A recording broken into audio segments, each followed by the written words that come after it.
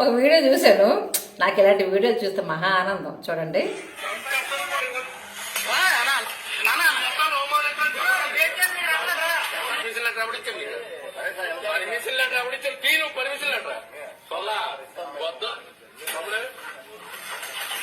అందులో పరమేశ్వరుడికి ఉంది కాబట్టి వదిలేస్తాను. నేను బండి కూడా చదవకూడదు. నేను అంత పిచ్చినా కూడా ఇదే బండి.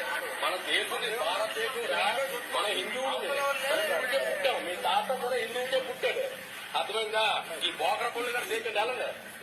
ఎక్కడ అక్కడ ఎల్లమ్మాయన సేవ దగ్గర వచ్చేసి ఏడు పనులకు వచ్చి ఎవడో ఏర్పడేది. ఎందుకే భారతదేశంలో మనం పుట్టే వచ్చి మన కల్చర్ నాశనం చేస్తాం. లంచా కొడుకు మీరు లంచా కొడుకు మీకు పర్మిషన్ లంచా కొడుకు ఎవడో ఏందిరలగ సోత్తావు ఎగిరిలెగర ఎల్లన్న, ఏందిరలగ సోత్తావు ఎగిరిలెగర ఎల్లన్న, దొడ్డిదారి దొంగల్ని పట్టో పట్టో, దుమ్ములెరగ దవడ పగలగొట్టో కొట్టో, తన తన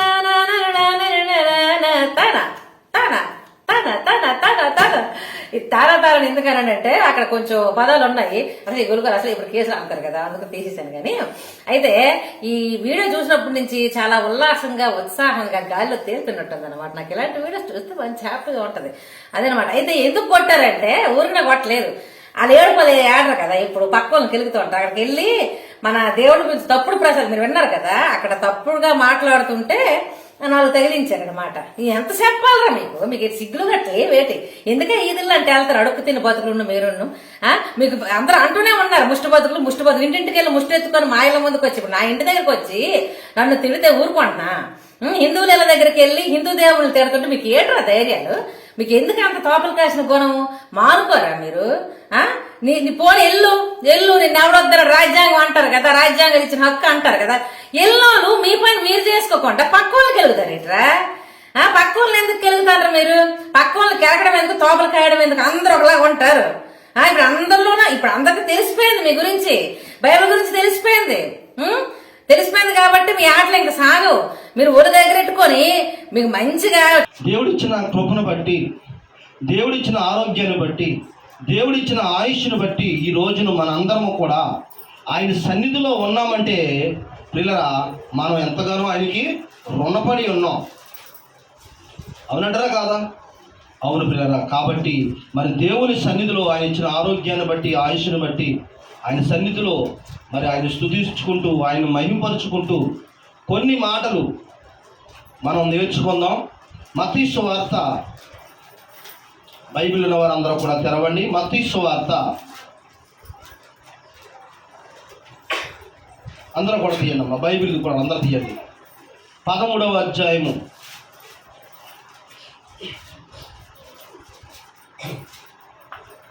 మత్తయి సువార్త 13వ అధ్యాయము 31 నుంచి చదువుకుంటా ముందుకెళ్దాం పిల్లరా. ఆయన మరి ఒక ఉపమానము వారితో చెప్పెను. ఎవరితో చెప్తున్నాడంటే ఈ మాటలు పిల్లరా? అనేక మంది జనసమూహం ఉంది. వారితో పాటు శిష్యులు కూడా ప్రభు యొక్క ముందు ఉన్నారన్నమాట. ప్రభు సమాజానికి చెప్తున్న మాట ఒక ఉపమానంగా మన జీవితానికి ఒక అద్భుతమైన సందేశాన్ని ప్రభు చెప్తున్నాడు. చూద్దాం. పరలోక రాజ్యం ఒకడు తీసుకొని తన పొలములో విత్తిన ఆవగింజను పోలి ఉన్నదంట ప్రియరా. రైతు శుభ్రంగా భూమిని సాగు చేసి సదును చేసి రాళ్ళు సీసా పెంకులు అన్నీ ఏరేసి శుభ్రంగా దున్నిన తర్వాత మొత్తం శుభ్రం చేసిన తర్వాత పొలమంతా కూడా విత్తనాలు జల్లుతాడు పిల్లరా. రైతు సోదరులు ఏం చేస్తారమ్మా? పొలమంతా దున్ని శుభ్రం చేసి విత్తనాలు జల్లుతాడు. ప్రభు చెప్తున్న మాట ఒక్కసారి వ్యవసాయాన్ని దృష్టిలో పెట్టుకుని ఆలోచిస్తూ చదువుతాం. పరలోక రాజ్యం గురించి చెప్తున్నాడు అనమాట. మనకేం చెప్తున్నాడమ్మా? పరలోక రాజ్యం గురించి చెప్తున్నాడు. పరలోక రాజ్యము ఒకడు తీసుకుని తన పొలములో విత్తిన ఆవగింజను పోలి ఉన్నదంట. ఏం గింజ అది? ఆవగింజ. అదంట విత్తనములన్నిటిలో చిన్నదంట. విత్తనాలన్నిటిలో ఏంటమ్మది? చిన్నది. అది ఆవగింజ విత్తనాలన్నింటిలో చిన్నది, కింద పడితే కనిపించదు, అంత చిన్నదంట. అయితే పెరిగినప్పుడు అది పెరిగినప్పుడు కూర మొక్కలన్నిటిలో కూర మొక్కలన్నిటిలో పెద్దదై ఆకాశ పక్షులు వచ్చి దాని కొమ్మల మీద నివసించినంత పెద్ద చెట్టు అయిపోతుందంట. విత్తనం ఎంత ఉందమ్మా? చిన్నదే.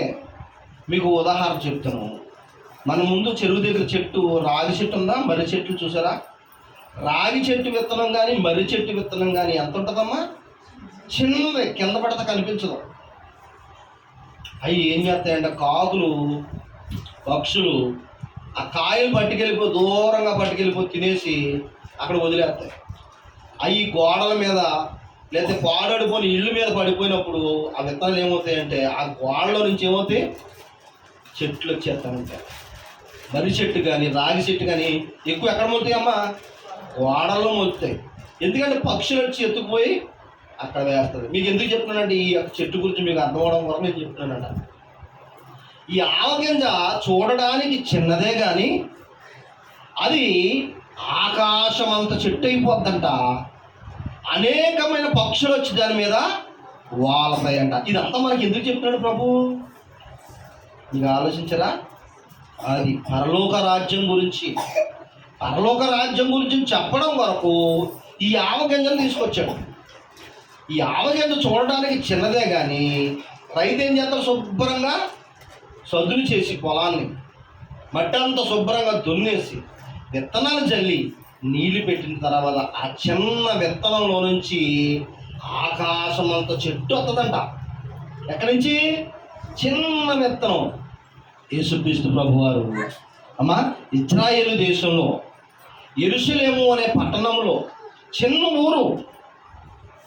ఊరు అనేక మంది ఇశ్రాయేలులు ఉన్నప్పటికీ, కోటీశ్వరులు ఉన్నప్పటికీ, రాజులు ఉన్నప్పటికీ, కోటీశ్వరులు ఉన్నప్పటికీ, అధికారులు ఉన్నప్పటికీ, చిన్న కార్పెంటర్ పని, వడ్రింటి పని చేసుకునే ఆయన కడుపున, మరియమ్మ కడుపున పుట్టాడు ప్రభు. అది ఎంత చిన్న కుటుంబం అనుకుంటున్నారు? వడ్రంగి పని. అమ్మా ప్రభు పుట్టాలంటే ఎవరి కడుపున పుట్టచ్చు? రాజుల కడుపున పుట్టచ్చు, అవునా కదా? సామంతులు కడుపున పుట్టచ్చు, కోటీశ్వరుల కడుపున పుట్టచ్చు, అంతే కదా? కానీ ప్రభు వీళ్ళందరినీ పక్కకి పెట్టేశాడు. నీతిమంతురాలైన మరియమ్మ తల్లిని వెతికాడు. చిన్న కుటుంబం, వడ్రంగి పని. తెలుసు కదా వడ్రంగి పని అంటే మన ఏరియా తలుపులు చేస్తూ ఉంటారు, చెక్క పని అనమాట. అలాంటి చిన్న కుటుంబంలో యేసేపు గారి సంతానం, యేసేపు గారి భార్య మరియ తల్లి కడుపున పుట్టాడు. చిన్న కుటుంబం, యెరూషలేము ప్రాంతము, ఇజ్రాయేలు దేశము, చిన్న ఊరు, చిన్న కుటుంబంలో పుట్టాడు, అవునా కదా? యావత్ ప్రపంచం అంతా ఏలే రాజుగా అయిపోయాడు, అవునా కదా? ఆరిన నేలున్న ప్రతి చోట ఆయన రాజే, అవునా కదా?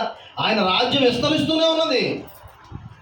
పాకిస్తాన్లో కానీ, ఆఫ్ఘనిస్తాన్లో కానీ, అమ్మా ఐగుప్తు దేశంలో కానీ చూడండి, ఆలోచించండి.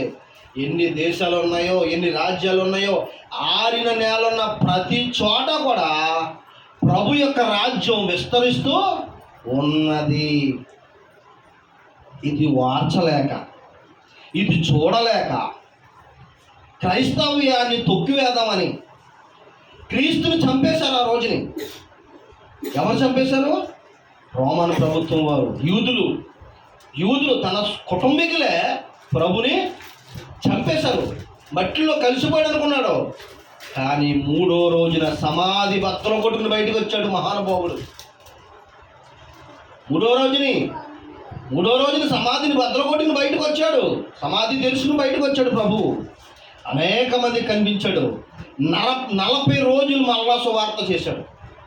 మరలా శరీరంతోనే. ఇదేంటండి, చంపేసి మట్టిలో కలిసిపోయి మాయం చేసాం, ఇక లేడు ప్రభు అనుకున్నారు యూదులు. మత పిచ్చోళ్ళు, పిచ్చి అలాగే మత పిచ్చి, పండగంటే పిచ్చి. పండగలంటే ఇష్టం తప్ప దేవుడు అంటే ఇష్టం ఉండదు. పండగంటే పిచ్చి అలాగే. పర్ణశాల పండగ అంటారు, అది ఇంకో పండగ అంటారు. ఏమా పండగ చేసుకోవడమే పిచ్చి తప్ప దేవుడు అంటే పిచ్చి లేదు. ప్రభు ప్రియులరా, చంపేశాం ప్రభుని, మట్టిలో కలిసిపేశాం, ఇక లేడు అనుకున్నాడా? ఆవగింజ భూమిలో నుంచి బద్దల కొట్టుకుని ఎలాగైతే వస్తుందో, చిన్న ఆవగింజను ఎందుకు చెప్తున్నాడంటే ప్రభు ప్రియులరా, చిన్న ఆవగింజలో నుంచి మహావృక్షం వచ్చినట్లు ప్రభు చిన్న కుటుంబంలో నుంచి వచ్చాడు పిల్లరా. చిన్న కుటుంబంలో నుంచి పరలోకానికి వచ్చింది మనకి, పరలోకానికి మార్గం వచ్చింది మనకి. చిన్న కుటుంబం, ఇజ్రాయేల్ దేశంలో యెరూషలేము ప్రాంతంలో వడ్రంగి పని చేసే మరియ తల్లి కడుపున లోకాలను వెళ్ళే రాజు వచ్చాడు పిల్లరా. యూదులందరూ కూడా ఆయన చంపేశాం, మాయమైపోయాడు, మట్టిలో కలిసిపోయి ఇక లేడు అనుకున్నాడు. 3వ రోజుని విత్తనం భూమిలో నుంచి వచ్చినట్లుగా పిల్లరా, విత్తనం భూమిలో నుంచి వచ్చినట్లుగా యేసు ప్రభు భూమిలో నుంచి వచ్చేసాడు, సమాధిలోంచి వచ్చేసాడు బయటికి. వచ్చేసి 40 రోజులు సుమారు మరలా భూమి మీద తిరుగుతూ మరలా శిష్యులతో అనేకమైన ప్రాంతాలకు వెళ్ళి సువార్త ప్రకటించి, మీకు మరణం అనేది లేదు, దేవునికి మహిమ కలుగును గాక. మనిషిని మరణం ఆపలేదు.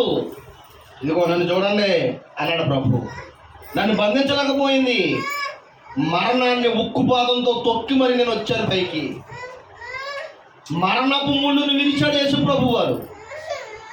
యేసు ప్రభును నమ్ముకున్న ప్రతి ఒక్కరూ కూడా మరణం లేదు. యేసు ప్రభువును నమ్ముకున్న వారికి మరణం అనేది లేదు. చంపేశామనుకున్నారు, మొన్న ప్రవీణ్ పగడాలని పాస్టర్ గారిని చంపేశామనుకున్నారు, అయిపోయింది అనుకున్నారు. కానీ ప్రభు దగ్గరికి వెళ్ళిపోతాడు కదా. ప్రభు వచ్చాక ప్రభు రాకళ్ళు, రెండో రాకళ్ళు, ప్రభు ఆయన ఉన్న స్థానానికే చంపగలిగారా? ఆలోచించండి. ప్రభు చెప్తున్నాడు, చిన్న విత్తనం ఆవగింజ. ఎంతమంది చూడండి, చదవండి. పరలోక రాజ్యం ఒకడు తీసుకుని తన పొలములో విత్తిన ఆవగింజను పోలి ఉన్నది.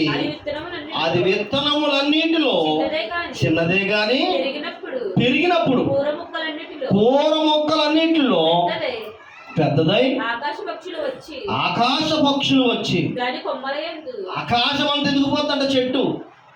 విత్తనం ఎంత ఉంటుందమ్మా? చిన్నదే, గసగసాల గింజ ఉంటుంది చూసారా, కింద పడతా కనిపించదు ఎంత. అంత చిన్న విత్తనంలో ఆకాశం అంత చెట్టు ఉందంట. ఎంత చెట్టమ్మా? చిన్న విత్తనంలో ఆకాశం అంత పెద్ద చెట్టును పెట్టాడు దేవుడు. యెరూషలేము ప్రాంతంలో మరియమ్మ కడుపున చిన్న విత్తనం లాంటి ప్రభు పుట్టాడు. చిన్న విత్తనం లాంటి ప్రభు. ఈ రోజుని లోకాలు నేలే మహారాజు ప్రభు 6 నెలలున్న ప్రతి చోట ప్రభు రాజ్యం ఉన్నది పిల్లరా. క్రైస్తవ సామ్రాజ్యం పుట్టగొడుగులాగా పుట్టుకొస్తుంది. ఆలోచించండి.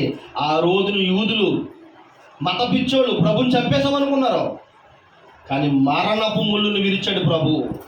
ప్రభుని నమ్ముకున్న వారందరికీ మరణం ఉన్నదండి. ఎవరైతే యేసుక్రీస్తు ప్రభుని ఆయన యందు విశ్వాసిస్తారో, బాప్తిసం తీసుకుంటారో, మారు మనసు పొందుతారో వారికి మరణం అనేది లేదు. ప్రభు ఎలాగైతే మరణపు ముళ్ళును విరిచాడో వీళ్ళు కూడా మరణాన్ని జయించి బయటకు వచ్చేస్తారు ఒక రోజున. ఆలోచించండి. 1వ శతాబ్దంలో ప్రభు పరలోకానికి వెళ్ళిపోయిన తర్వాత 40 రోజులు సువార్త ప్రకటించాడు. 40 రోజులు సువార్త ప్రకటించాడు ప్రభు భూమి మీద.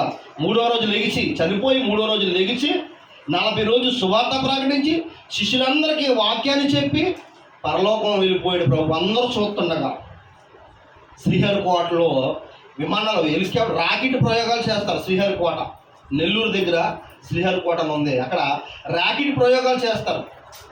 రాకెట్ దూసుకుని ఆకాశంలోకి వెళ్ళిపోయినట్టు ప్రభు అందరూ చూస్తుండగా ఆకాశంలోకి వెళ్ళిపోయాడు. మాయమైపోలేదు. అందరూ చూస్తుండగా కళ్ళ ముందు అనేక మంది ప్రజలందరూ చూస్తుండగా పరలోకానికి రాకెట్ వెళ్ళినట్టు అలా వెళ్ళిపోయాడు. ఒకానొక రోజుని మిమ్మల్ని అందరినీ కూడా తీసుకువెళ్ళడానికి మరలా వస్తాడు.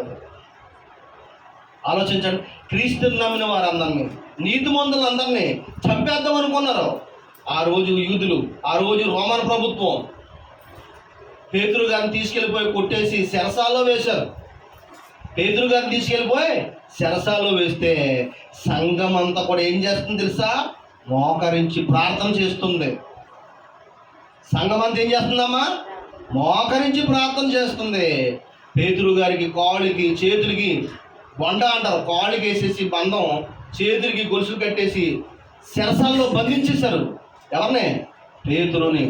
బయట సంఘం అంతా ప్రార్థన చేస్తుంది. నాయనా మా సేవకుడు జైల్లో పెట్టారు నాయన, మా సేవకుడు హింసిస్తున్నారు నాయన అని ప్రార్థన చేస్తే ఒక్కసారిగా భూకంపం వచ్చేసిందంట. ఎక్కడమ్మా? జైల్లో. ఇప్పుడు విన్నారా మాటలో? సంఘమంతా ప్రార్థన చేస్తున్నారు నీతిమంతుల కోసం, సేవకుడి కోసం. సంఘమా, మీరు నేర్చుకోవలసిన నీతి పాఠాలు ఇవి. సేవకుడు ఆపదలో ఉంటే, సేవకుడు కుటుంబం ఆపదలో ఉంటే సంఘం చేయవలసిన పని ఏంటి? ప్రార్థన. ఆయన బోధపోయాడు, మనం పారిపోదాం అనుకోలేదు. అమ్మా, సేవకుడు తీసిపోయి కొట్టుకుండా తీసుకెళ్ళిపోయి జైల్లో వేసేశారు. సంఘం అంతా చెదిరిపోలేదు.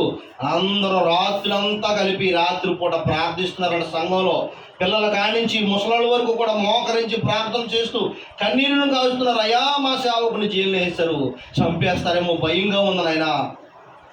మా సేవకుని జైల్లో వేసేశారు బాబు, మా సేవకుని రక్షించని సంఘం అంతా ప్రార్థన చేస్తే పెళ్ళు మన ఒకేసారి భూకంపం వచ్చేస్తాడు జైల్లో. పరలోకం నుండి దేవదూత వచ్చేసిందంట. ఎవరో? పరలోకం నుండి దేవదూత వచ్చి జైలు కటకటలని పక్కన కొట్టుకుని పేతురుని తీసుకొచ్చి బయటకు వచ్చేసింది. ఆపగలిగిందా? ఆపగలిగిందా పిల్లరా? అప్పుడే కాదు, నేటి సమాజం కూడా అలాగే ఉంది.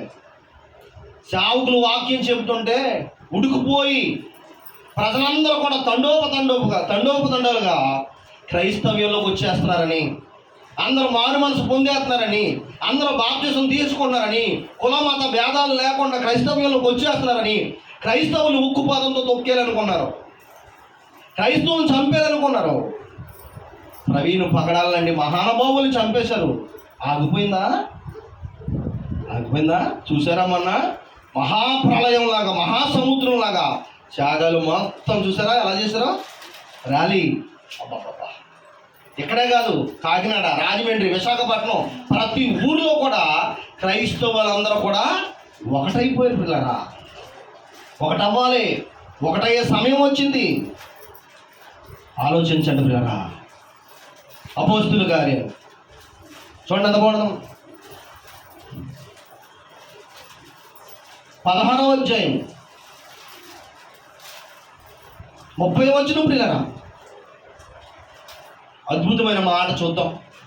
వారిని వెలుగులోకి తీసుకొని వచ్చి అయ్యలారా రక్షణ పొందుటకు అపోస్తులైన పౌలు గారిని, శీల గారిని తీసుకెళ్ళి వాక్యాన్ని ప్రకటిస్తున్నట్లేరా. అప్పుడున్న ప్రభుత్వం వాక్యాన్ని ప్రకటిస్తుంటే పౌల్ని, శీలను తీసుకెళ్ళిపోయి జైల్లో వేశారు. ఇందాక చెప్పింది ఎవరి కోసం? పేతురు గారి కోసం. పేతురు గారిని దేవదూత లోనకి వెళ్ళి బయటికి తీసుకొచ్చింది. ఇక్కడ మరలా కొన్ని రోజులకి పౌలు గారు, శీల గారును వాక్యాన్ని ప్రకటిస్తున్నారు. ఏం చేయాలనుకున్నారంటే చంపేద్దాం అనుకున్నారు.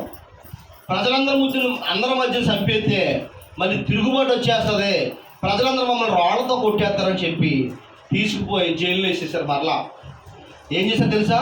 బెత్తాలతో కొట్టుకుంటూ అపోస్తుల కార్యాలు తీసారామా అందరూ? అపోస్తుల కార్యాలు 16వ అధ్యాయము 30వ వచనం. బెత్తాలతో కొట్టుకుంటూ జైల్లో తీసుకుపోయి పడేశారు. పడేసిన తర్వాత ఇల్లరా అక్కడ జరిగిన ఒక అద్భుతం జరిగింది. ఏం జరిగింది తెలుసమ్మా? జైలర్ గారు బయటకు వెళ్ళారు. పోలీసులు బందోబస్తు అంతా ఉంది. మళ్ళీ ఏం చేస్తే తెలిసాలో?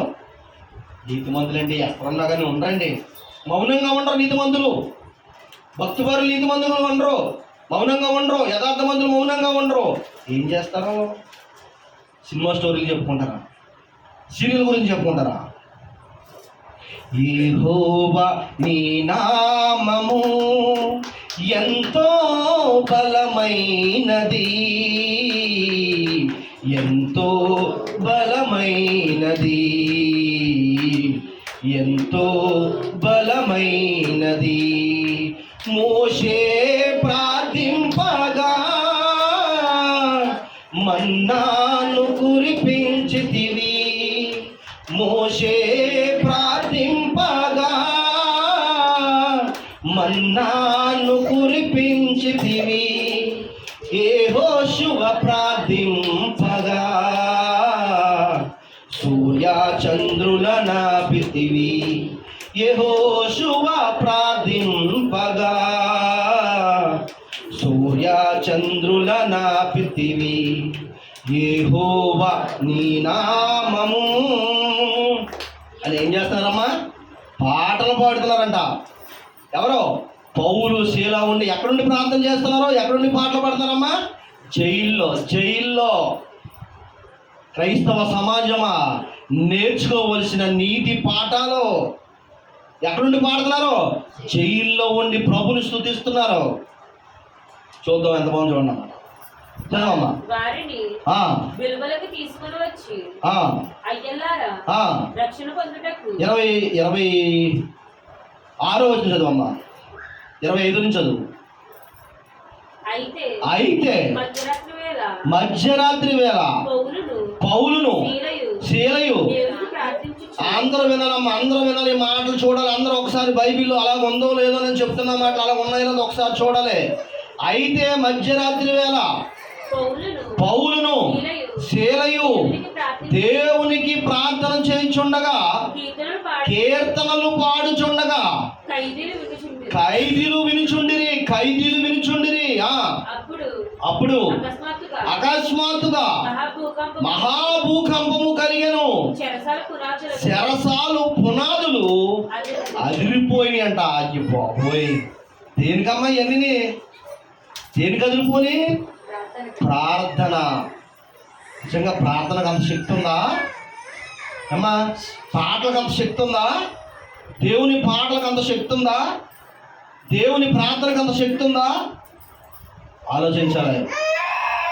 ఎంత బాగుందన్న మీ మాట అసలు. పాటలు పాడుతూ దేవుని స్తుతిస్తూ ప్రార్థన చేస్తుంటే శరసాల పునాదులతో సహా కదిలిపోయిందంట. జైలు గోళ్ళు ఎంత ఉంటాయమ్మా? జైలు గోళ్ళు ఎంత ఉంటాయి? పెద్ద పెద్ద గోడలు. మన గోడల చిన్నగా ఒంటికి గోడలు కాదు అమ్మా. బ్యాంకు కానీ జైలు కానీ ఎలా కడతారో తెలుసా? చాలా ప్రతిష్టంగా కడతారు. బ్యాంకులు కానీ జైలు గోడలు కానీ చాలా బలంగా కడతారు. బలమైన గోడలు ఏమైపోయి అంట? పునాదులతో సహా అదిరిపోయి అంట. ఇక్కడున్న పౌలు శీల ప్రార్థన చేస్తూ దేవుని యొక్క పాటలు పాడుతూ దేవుణ్ణి స్తుతిస్తుంటే పిల్లరా, ఈ పాటలు ప్రార్థన పరలోకానికి వెళ్ళిపోని పరలోకపు తండ్రి వెంటనే స్పందించాడు. ఆయన స్పందించడంతో ఇక్కడ ఏమైపోయింది? జైలు గోడలు ఏమైపోయి? చెప్పాలి అందరూ. జైలు గోడలు ఏమైపోయి? విన్నారమ్మా అందరూ? విన్నారా? మరి వింటే చెప్పరా? ఏమైంది? జైలు గోడలు అదిరిపోయి కటకటలు బద్దలసిపోని పిల్లరా. పౌలు శీల పాటలు పాడుతూ ప్రార్థిస్తుంటే జైలు గోడలన్నీ కూలిపోయి అంట ఒకేసారి. జైలు గోడలు ఏమైపోయామ్మా? కటకటలు పడిపోయి అంట. అలాగా ఖైదీలు ఏం చేస్తారంట? ఆశ్చర్యపోయారు. ఎందుకని? ఇలా పాటలు పాడుతుంటే అయ్యో బాబో ఎంత నీతిమంతులు పక్కన ఉన్నాం మనం. ఇంత నీతిమంతులు పక్కన మనం ఉన్నామా? ఇంత నీతిమంతులు పాటలు పాడుతుంటే, ఇంత నీతిమంతులు ప్రార్థన చేస్తుంటే శరసాల కదిలిపోని పునాదులు కదిలిపోని అయ్యి బాబు వీళ్ళు నమ్ముకున్న దేవుడు అంత గొప్ప దేవుడా, వీళ్ళు నమ్ముకున్న దేవుడు అంత శక్తివంత దేవుడా, అంత గొప్ప శక్తివంతమైన దేవుడు ఉన్నాడా వీళ్ళలో అని ఆశ్చర్యపోయారంట. ఏ రోజైనా మీ ప్రాంతంలో కానీ, ఏ రోజైనా మీ భక్తిలో కానీ, ఏ రోజైనా మీ విశ్వాసంలో కానీ, ఏ రోజైనా మీ నడకలో కానీ మీ ఇంటి పక్కలు ఆశ్చర్యపోయారమ్మా? అలా బ్రతుకుతున్నారు ఈరోజు క్రైస్తవ సమాజం. ఈరోజు అలా బ్రతుకుతున్న క్రైస్తవ బిడ్డలు అలా బ్రతుకుతున్నారా? ఆలోచించండి బిడ్డరా. ఈరోజు దేవుని మాటలు సూటిగా మీతో మాట్లాడుతున్నాయి. ఇంటి పక్కన వాళ్ళు అన్యులు లేదా మన సహోదరులు ఎవరైనా ఆశ్చర్యపోయేటట్లుగా మీరు విశ్వాసంగా ఉంటున్నారా? మీ ప్రార్థనలు అంత భక్తిగా ఉంటున్నాయా? ఎవరికన్నా జ్వరం వస్తే ముందుగా మనోళ్ళకి జ్వరం వస్తే మనోళ్ళ పిల్లలకి ఎవరికైనా జ్వరం వస్తే ముందుగా సాహిబ్ దగ్గరికి వెళ్ళేది ఎవరు? మనోళ్ళే. ఎవరు వెళ్తారమ్మా ముందుగా? మనోళ్ళే. పిల్లడు ఉలుక్కుబడి దాడికి వెళ్ళి పరిగెత్తుకుపోతారు భుజం మీద వేసుకుని, కాడు కట్టించేసుకోవాలి అర్జెంటుగా. అమ్మా ఈ రోజు ఈ మధ్యకాలంలో ఎవరు బాగుపడతారంటే అమ్మా ఈ మంత్రాలు చదివి తాళ్ళు కట్టి సాయిబులు బాగుపడుతున్నారు. అవునా? ఆలోచించండి పిల్లరా. ఇదిగో పౌలు శీల ప్రార్థన చేస్తుంటే, నీతిమంతులు విశ్వాసులు ప్రార్థన చేస్తుంటే పక్కనున్న వాళ్ళందరూ వింటున్నారంట. జైల్లో సాటి ఖైదీలు ఉంటారు కదా, తప్పు చేసిన వాళ్ళు, నేరస్తులు ఉంటారు కదా, వాళ్ళు వింటున్నారంట, ఎదురు చూస్తున్నారంట, కటకటాల్లోంచి ఎదురు బదులు చూస్తున్నారంట. వాళ్ళు పాడుతున్నారంట నా దేవుడు గొప్పతనం గురించి పాటలు పాడుతూ ప్రార్థన చేస్తుంటే శరసాల పునాదులు కదిరిపోని అంట. భూకంపం వచ్చేసిందంట, బద్దలసిపోని అంట. కట్టకట్టలు జైలు తలుపులు పటాపంచలు అయిపోయి అంట. ఇనప గేట్లు బద్దలసిపోని అంట. అయ్యి బాబోయ్, ఎంత గొప్ప దేవుడా దేవుడు! అంత గొప్ప దేవుడా, అంత శక్తివంతమైన దేవుడా! ఆశ్చర్యపోయారంట. కరెంటు ఒక్కసారిగా ఏమవుతామో బల్బులు గట్ట పేలిపోని, లైట్లు ఉంటాయి కదా, లైట్లు అన్నీ ఒకేసారి పేలిపోని. గబగబా జైలర్ వచ్చేసాడు, లైట్ అట్టుకుని వచ్చి చూశాడు. గబగబా చూసేసరికి ఎవరు కనపడతలేదు, పారిపోయారు. ఖైదీలందరూ పారిపోయి ఉంటారని చెప్పి గబగబా కత్తి వేసుకుని అతను పొడి చేసుకోబోయాడు. ఎందుకని? జైల్లో వాళ్ళందరూ వెళ్ళిపోతే ఏం చేస్తారమ్మా? ప్రభుత్వం ఏం చేద్దండి? ఈయన శిక్షించదే. మీకు అర్థమైందా? జైల్లో వాళ్ళందరూ కూడా వెళ్ళిపోతే కనుక పిల్లరా ఈ జైలర్ కుటుంబానికి ఏం చేద్దంటే మరణశిక్ష విధింతది.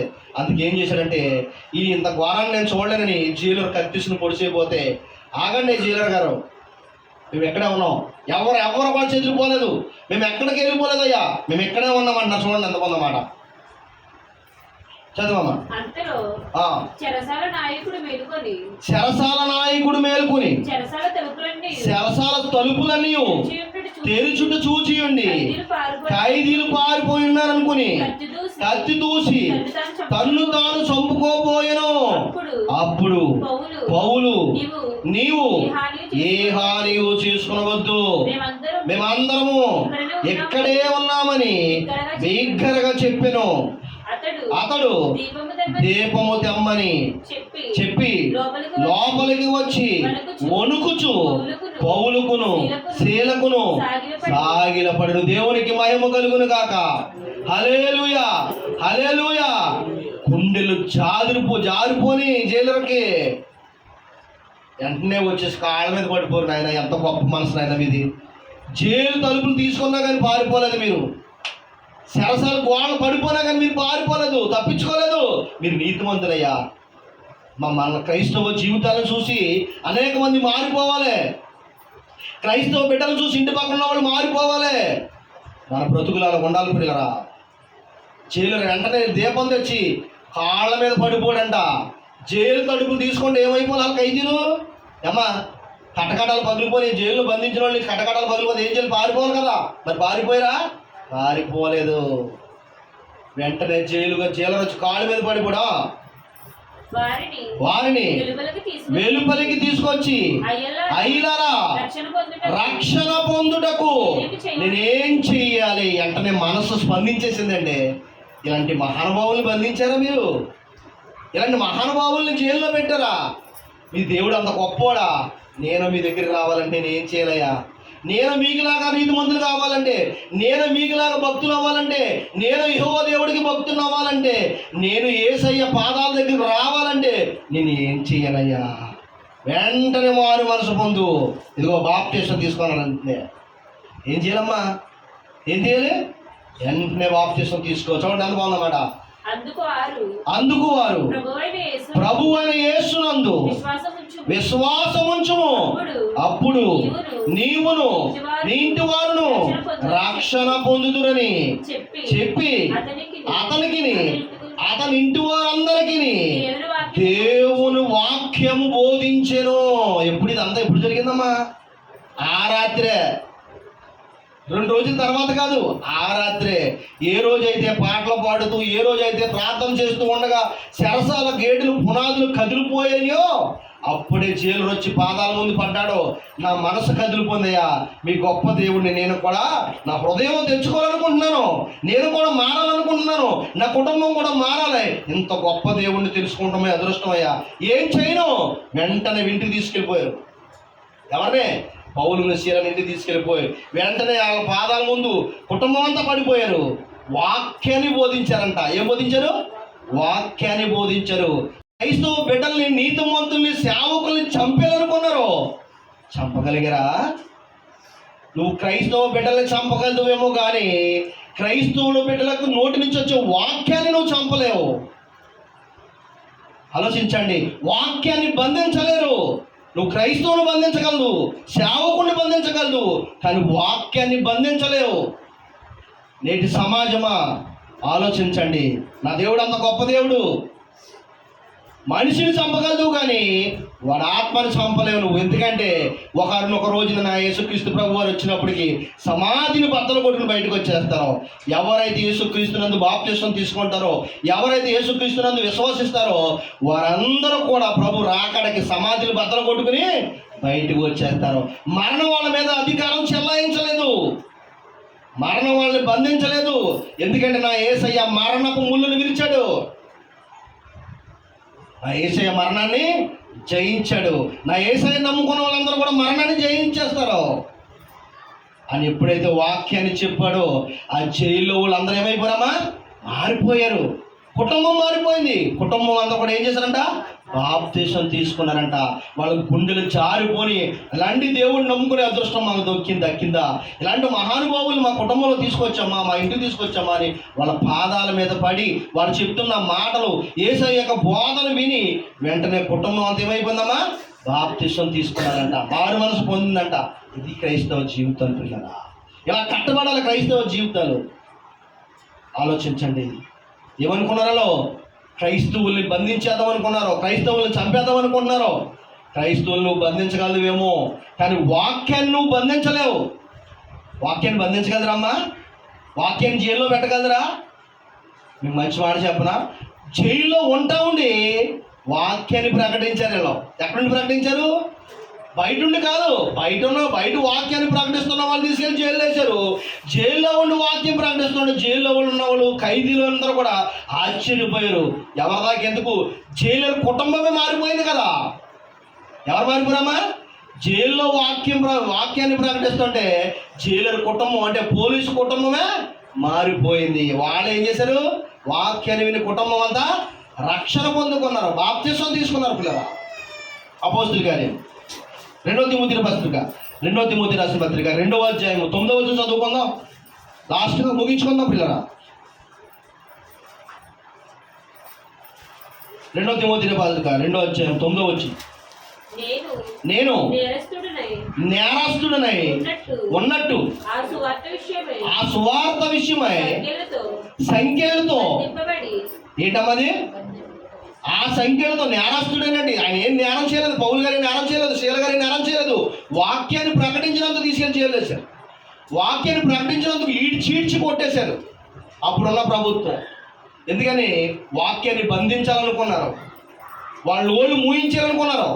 అమ్మా, వాళ్ళ ఓర్లు మూయించాలనుకున్నారు, వాక్యాన్ని బంధించాలనుకున్నారు, క్రీస్తు సామ్రాజ్యాన్ని అక్కడితో ఆపేయాలనుకున్నారు. ఆపగలిగారా? చూడండి ఎంత పొందమాట. నేను నేరస్తుడనే ఉన్నట్టు ఆ సువార్త విషయమై సంఖ్యలతో నన్ను బంధించారు. ఏంతో బంధించారమ్మా? సంఖ్యలతో కాళ్ళు చేతులు బంధించి జైల్లో పెట్టారు. అయితే నా నోటి నుంచి వచ్చే మాటలను బంధించలేకపోయారు. దేవునికి మహిమ కలుగును గాక. హల్లెలూయా, హల్లెలూయా.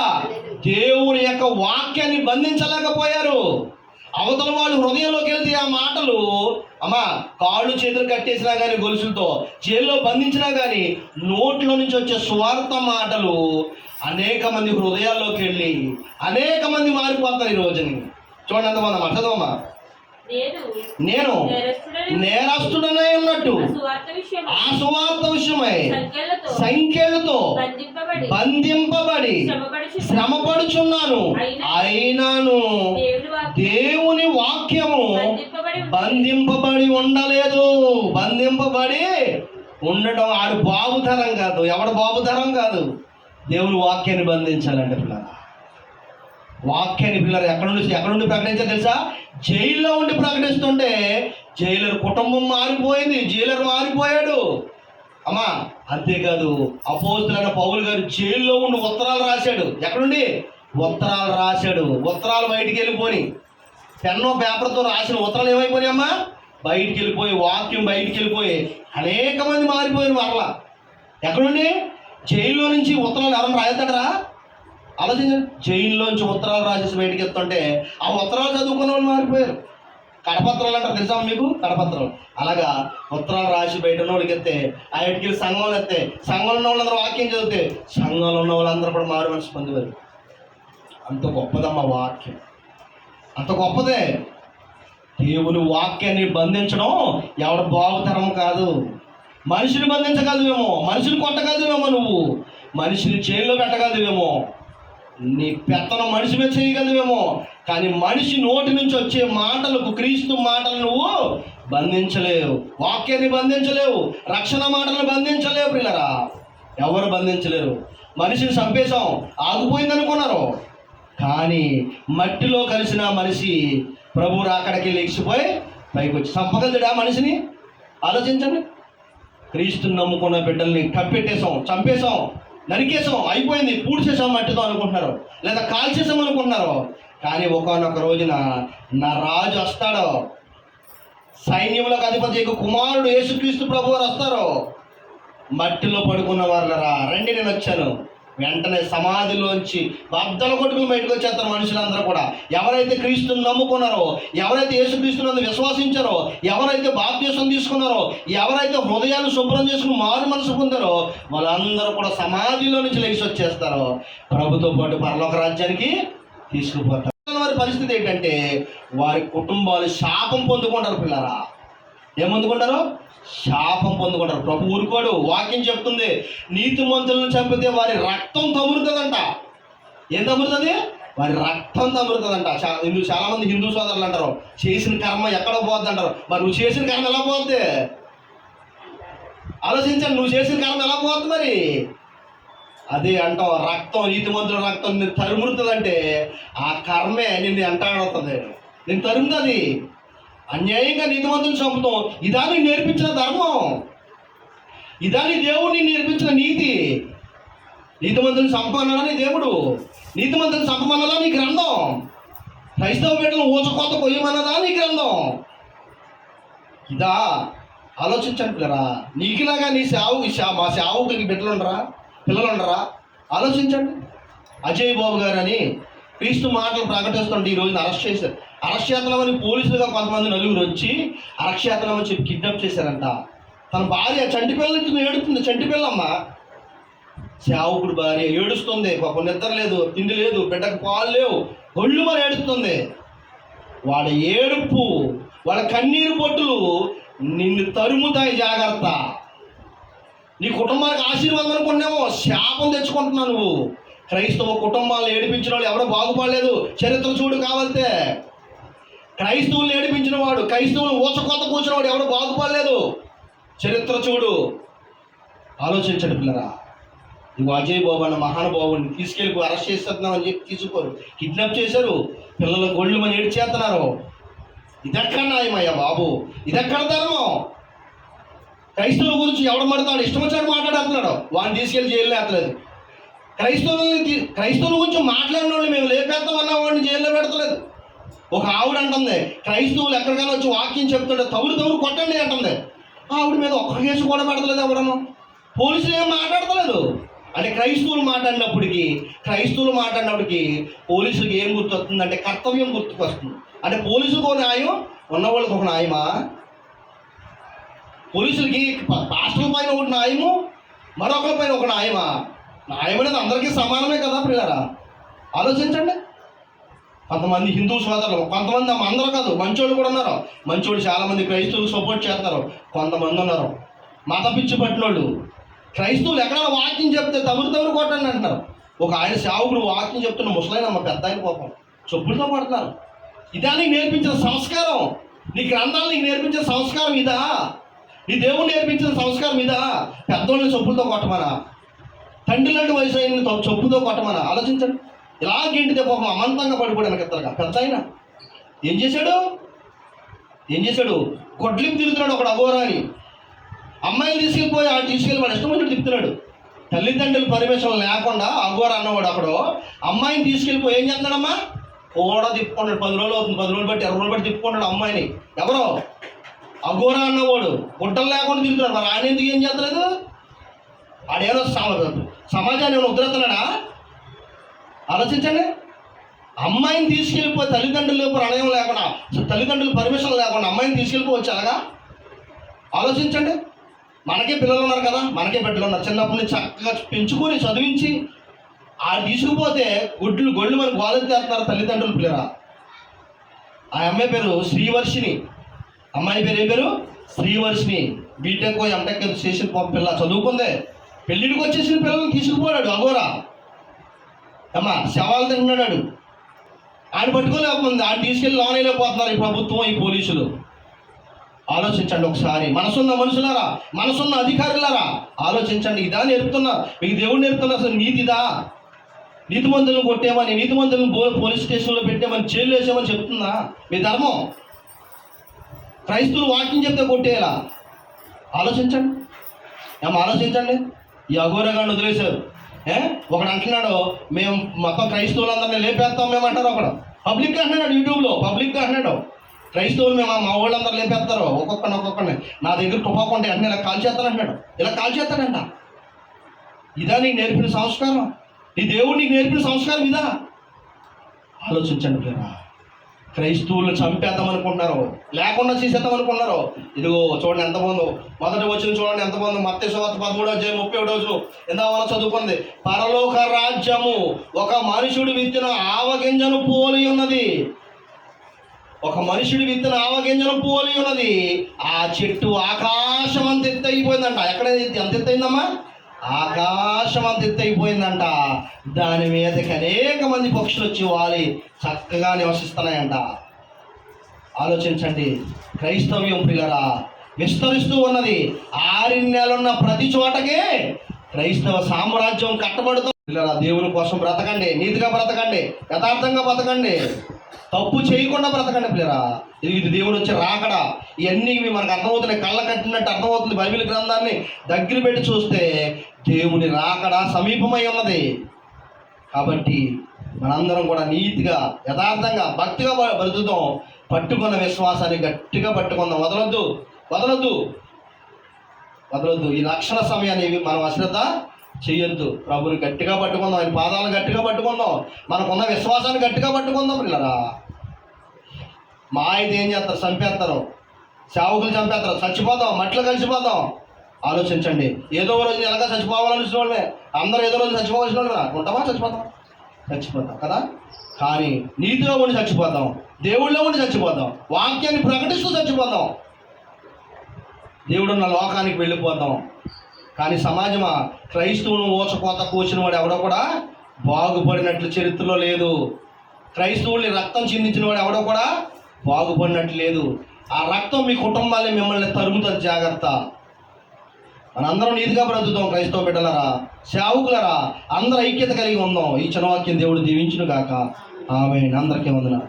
ఏంటంటే గవర్నమెంట్ కి ఈ విషయం తెలియాలి. ఎందుకంటే ఏదైనా జరిగింది అంటే మాత్రం ఇగో మా పాప ఏదైనా గవర్నమెంట్ దృష్టికి మేము తీసుకెళ్తున్నాం. మా సార్కి ఏదైనా జరిగితే ఈ పాప, నేను, ఈ బాబు ఇక్కడ ఇదే స్టేషన్ లోనే నా భర్తని తీసుకొచ్చారు అని చెప్పారు. కాబట్టి ఇదే స్టేషన్ లో ఏదో ఒకటి చేసుకొని చచ్చిపోకపోతే అప్పుడు అడగండి.